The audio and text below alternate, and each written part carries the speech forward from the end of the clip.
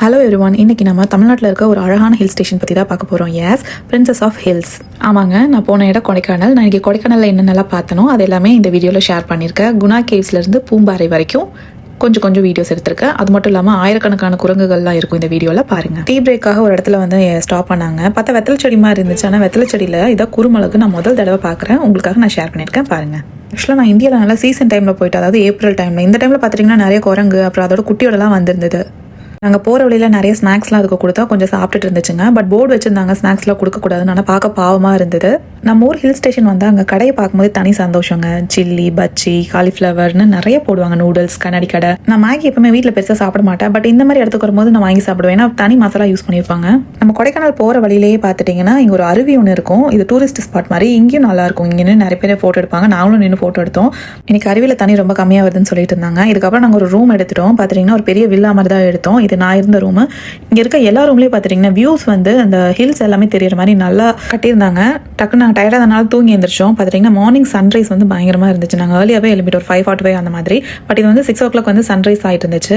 சும்மா மலைகளுக்கு இடையில ஃபாகு, அப்புறம் அந்த சின்ன சின்ன வீடு. சின்ன வயசில் நம்ம ட்ராயிங் பண்ணுவோம் இல்லையா, 2 மலை போட்டு பின்னாடி சூரியன், ஒரு வீடு, அந்த மாதிரி வியூ இன்னைக்கு நான் பார்த்தேன். ரொம்பவே நல்லா இருந்துச்சு.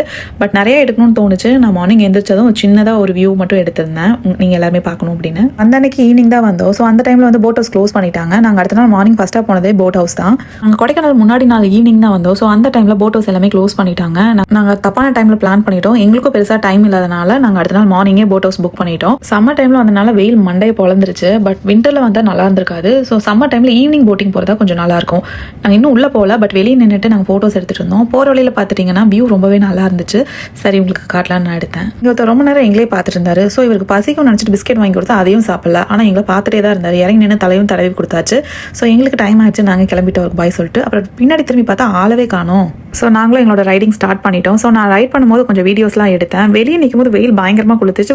பட் இந்த தண்ணிக்குள்ளே ரைட் பண்ணும்போது பார்த்துட்டிங்கன்னா நல்லா சில்லுன்னு இருந்துச்சு எங்களுக்கு. நாங்கள் எடுத்த போட் வந்து 1200 அந்த மாதிரி. பட் இவ்வளோ ப்ரைஸி வராது. ஒரு போட்டில் 4 பேர் தான். பெடல் போட் மாதிரி பெடலிங் பண்ணுற மாதிரி 2 போட் எடுத்திருந்தோம்.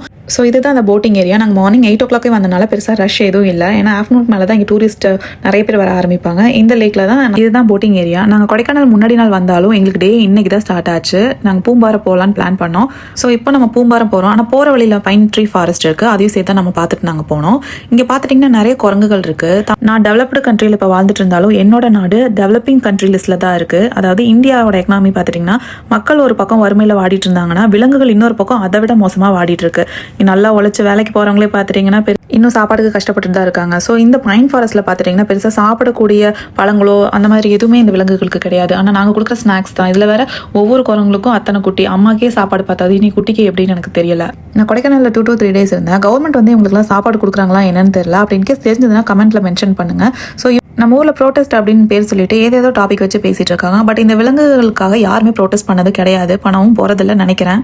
இந்த குரங்குங்களோட லைஃபை கம்பேர் பண்ணும்போது ஸ்ட்ரீட் டாகோட லைஃப் எவ்வளோ மேலுன்னு சொல்லலாம். ஏன்னா இப்போ கொஞ்சம் பேர் முன் வந்து சாப்பாடுலாம் கொடுக்க ஆரம்பிச்சிருக்காங்க. அதே மாதிரி இவங்களுக்கும் சாப்பாடுலாம் கொடுத்தா கொஞ்சம் நல்லாயிருக்கும். இதுதான் மோயர் பாயிண்ட். கொடைக்கானலோட அழகை இந்த வியூ பாயிண்ட்லேருந்து பார்த்தா ஃபுல்லாக பார்க்கலாம்னு சொல்லுவாங்க. 1928 இந்த ஹில் ஸ்டேஷனில் ரோடு போட்ட இன்ஜினியர் பேர் தாமஸ் மோயர். ஸோ அவரோட நினைவாக இந்த இடத்துக்கு மோயர் அப்படின்னு நியமிச்சிருக்காங்க.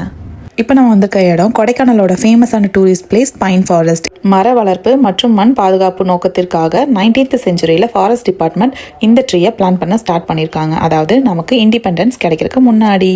ஸோ ஒரு காலகட்டத்துக்கு அப்புறம் இந்தியாவில் வர மூவிஸ் எல்லாமே இங்கே தான் ஷூட் பண்ண ஆரம்பிச்சிட்டாங்க. அது மட்டும் இல்லாமல் டூரிஸ்ட் பீப்புள் எல்லாமே இங்கே ஃபோட்டோஸ் எடுக்கிறதுக்கு இது ஒரு பெரிய ஃபேமஸான பிளேஸ் ஆகிடுச்சு. ஸோ இங்கே இருக்க வியூஸ்லாம் நல்லா இருந்துச்சு. நாங்களும் கொஞ்சம் ஃபோட்டோஸ்லாம் எடுத்துக்கிட்டோம். இந்த பைன் ட்ரீயோட லீவ்ஸ்லாம் பார்த்துட்டிங்கன்னா ரொம்ப வலுவழுப்பாக இருக்கும். கீழே நிறைய கொட்டி கிடக்கும். நடக்கும்போது கவனமாக நடக்கணும், இல்லைனா வலிக்கி விட்டுரும். இங்கே பார்த்துட்டிங்கன்னா ஆயிரக்கணக்கான குரங்குகள் ஒரு பக்கம் இருந்துச்சு. இந்த குரங்குகளை பார்க்க லட்சக்கணக்கான மக்கள் இன்னொரு பக்கம் இருந்தாங்க. ஒரு அம்மா குரங்கு பசியோட எங்களை பார்த்துட்டே இருந்துச்சு. பட் இங்கே ஃபுட் அலௌட் இல்லாதனால எங்களால் கொடுக்க முடியல. கவலையாக போயிடுச்சு. இப்போ வந்திருக்கிறது டெவில்ஸ் கிச்சன். இது குகைக்கு முன்னாடியே நமக்கு ரெஸ்ட்ரிக்ஷன் போட்டிருக்காங்க. ஏன்னா அஜ்மேல் பாய்ஸ் படம் பார்த்துருந்தீங்கன்னா இதோட ஆழம் என்னன்னு உங்களுக்கு தெரியும். ஸோ இந்த குகைகள் ரொம்ப ஆழமாகவும் அடர்ந்த பைன் மரங்கள் இருக்கனால உள்ளே போய் சிக்கினவங்க வெளியே வர முடியாது.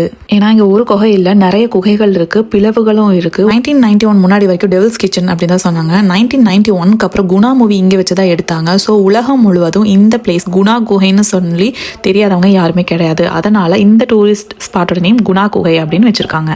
ஒரு கேட் மாதிரி பெருசாக போட்டுட்டாங்க. அந்த கேட்டுக்கு அந்த பக்கம் தான் குணா குகையே இருக்குது. எங்கெங்கெல்லாம் குழி இருக்கோ அந்த இடத்துல ஃபுல்லாக கேட் போட்டு வச்சுருந்தாங்க. இந்த மஞ்சுமேல் பாய்ஸ் படம் அந்த டைமில் போனனால பயங்கர கூட்டமாக இருந்துச்சு. நான் அந்த மூவி பார்த்ததில்ல, பட் இந்த குகைக்கு பார்த்துட்டு போனதுக்கப்புறம் அந்த படம் பார்த்தேன், பயங்கரமாக இருந்துச்சு. இந்த வியூ பாயிண்ட்டோட சிறப்பு என்னென்னா, நம்மளோட கிளைமேட் நல்லா இருந்துச்சுன்னா, அதாவது வானிலை நல்லா இருந்ததுன்னா, மேகங்கள் வழிவிட்டுச்சுன்னா இங்கேருந்து பழனி முருகனோட கோவிலை பார்க்க முடியும். பட் இன்றைக்கி ஃபாகியாக இருந்துச்சு, அப்படி இருந்துமே என்னால் பார்க்க முடிஞ்சது. பட் இந்த வீடியோவில் உங்களுக்கு கிளியராக இருக்குமான்னு தெரில. அப்படியே நாங்கள் பூம்பாரி முருகனையும் நாங்கள் விசிட் பண்ணோம். கூட்டமே இல்லை, ஒரு அழகான பிளேஸ், எல்லாரும் கண்டிப்பாக விசிட் பண்ணணும். இது சீசனாக இருந்தாலும் பெருசாக கூட்டம் இல்லை. என்னோட அம்மா அடிக்கடி சொல்லிகிட்டே இருப்பாங்க இந்த கோயிலை விசிட் பண்ணணும்னா. பட் அவங்களுக்கு இந்த பாக்கியம் கிடைக்கல. இந்த கோயிலோட பேர் கூட எனக்கு தெரியாது, பட் எனக்கு பாக்கியம் கிடைச்சது. முருகனுக்கு ரொம்ப நன்றி. அங்கே ஒரு ட்ரீ இருந்துச்சு, ரொம்ப அழகாக இருந்தது. அப்படியே நாங்கள் தரிசனம் பண்ணிவிட்டு கிளம்பும் போது ரொம்ப டைம் ஆயிடுச்சு, இருட்டாயிருச்சு. ஸோ ஃபாரஸ்ட் ஆஃபீஸரும் எங்களை சீக்கிரம் போக சொல்லிட்டு இருந்தாங்க. நாங்கள் மெயின் கொடைக்கானலுக்கு வந்துட்டோம். அந்த ஈவினிங் டைம் ஹில் ஸ்டேஷன் ரொம்ப அழகாக இருக்கும். சோளம் பொரி அதெல்லாம் போட்டுட்டு கடலாம் போட்டுட்டு சைக்கிளிங் எல்லாமே பண்ணிட்டு இருந்தாங்க. ஒரு அப்பாவும் பொண்ணும் சைக்கிளிங் பண்ணிட்டு இருந்தாங்க. அதில் நான் இதை மென்ஷன் பண்ணியிருப்பேன். நீங்கள் இங்கே கொடைக்கானல் விசிட் பண்ணிங்கன்னா ஒரு சைக்கிளிங் எல்லாமே நீங்கள் பண்ணலாம். இங்கே வியூ ரொம்ப அழகாக இருக்கும். பிளான் பண்ணாமல் அன்எக்ஸ்பெக்டடாக ஒரு ஹோட்டலில் ஸ்டே பண்ணோம். அந்த ஈவினிங் என் ஹஸ்பண்ட் ஒரு சர்ப்ரைஸ் கொடுத்தாரு. அதுதான் ஃபயர் கேம்பிங். இதோட பட்ஜெட் பார்த்துட்டிங்கன்னா 5000 rupees சொல்லியிருந்தாங்க. ஒரு ஈவினிங் 2 to 3 hours அந்த மாதிரி எரிஞ்சிருக்கும். நல்லா போச்சு. கொடைக்கானல் குளிருக்கு இது ரொம்ப இதமாக இருந்துச்சு. நைட் ஆக ஆக பயங்கர குளிராக இருந்துச்சு. அதுக்கேற்ற மாதிரி நல்லா பண்ணி கொடுத்தாரு. தேங்க்யூ. என்னோடய லைஃப்பில் இது ஃபர்ஸ்ட் பான்ஃபயர் நைட். இந்த எக்ஸ்பீரியன்ஸை நான் எப்போவுமே மறக்க மாட்டேன்.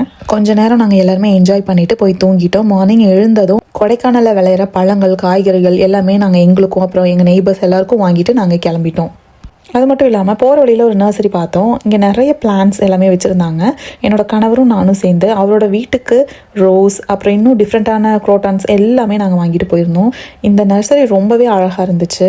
இங்கே வந்து நிறைய ரோஸ் செடி, டிஃப்ரெண்ட்டான ஃப்ளவர்ஸ், அப்புறம் போஸ்ட் ஆஃபீஸ் ஃப்ளவர் எல்லாமே இருந்துச்சு. போஸ்ட் ஆஃபீஸ் ஃப்ளவர் கொஞ்சம் பேருக்கு ஞாபகம் இருக்கும்னு நினைக்கிறேன். நிறைய கலர்ஸ் இருக்கும். பட் இங்கே நான் ஒயிட் அண்ட் ஆரஞ்சு கலர் பார்த்தேன். எங்கள் வீட்டுக்கிட்ட இருக்கிறது வந்து ஒரு பிங்க் கலரில் இருக்கும்.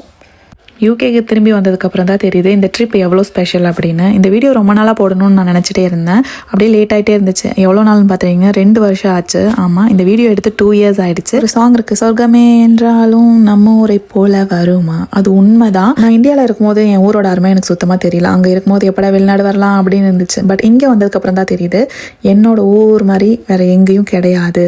ஸோ இந்த வீடியோ பார்த்துட்ருக்க நீங்கள் உங்களோட சொந்த ஊர் எதுன்னு இந்த கமெண்ட் செக்ஷனில் மென்ஷன் பண்ணுங்கள்.